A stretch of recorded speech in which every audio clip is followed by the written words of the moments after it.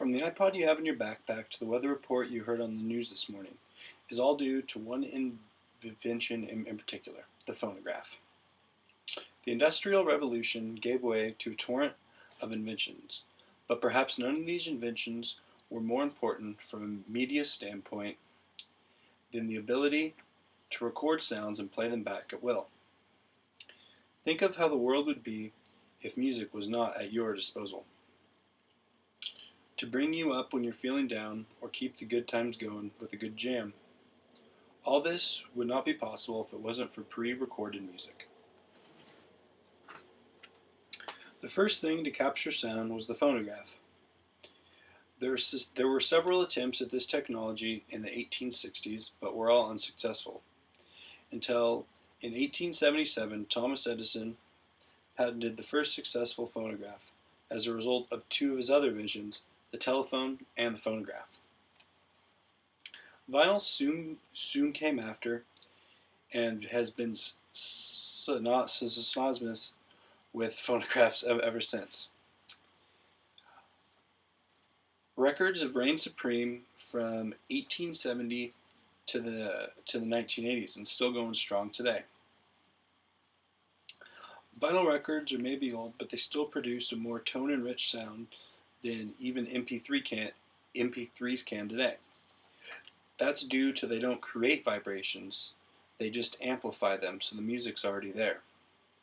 And this is due to the grooves in the records hitting the needle, and the vibrations are amplified and put out your speakers. The next step in the evolution of music was the 8-track or compact tape. The compact tape relies on a magnetic reel. The reels were mostly for non-professional musicians, but the technology was invented in the mid-60s and was still one of the main forms of music until the early 2000s. The cassette tapes were originally for recording voices, but soon, for their compact and portable-like nature, they were made into a musical outlet. The Sony company was synonymous with the Walkman, which suddenly gave everyone the personal power to have music at the touch of their fingertips. The next step in the evolution of music was the compact disc era. The compact disc relies on an optic that goes around the disc and decodes the disc to produce music. CDs first hit the marketplace in late 1982 and has been one of the largest formats of music ever since. The first portable CD player was the Sony D50. It was released in 1983. A major turning point in music was the invention of the MP3. The concept for the MP3 has been around since the early 80s. The early versions were called the MP2 and just MPs. But there wasn't a portable music device available till early 1999.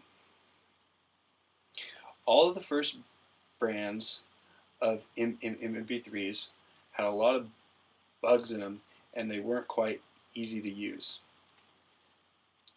And that all stopped when the Apple iPod was invented, washing away all the other brands. The Apple iPod took the spotlight in early 2000. The gadget sent the world into a frenzy. The players were easy to use and compatible with all computers. The original price tag for the iPod was $400.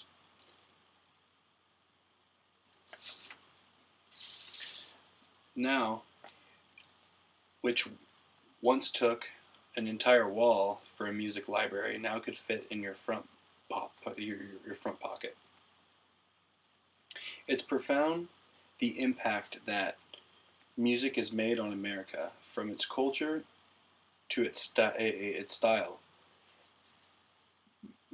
Music has touched countless people.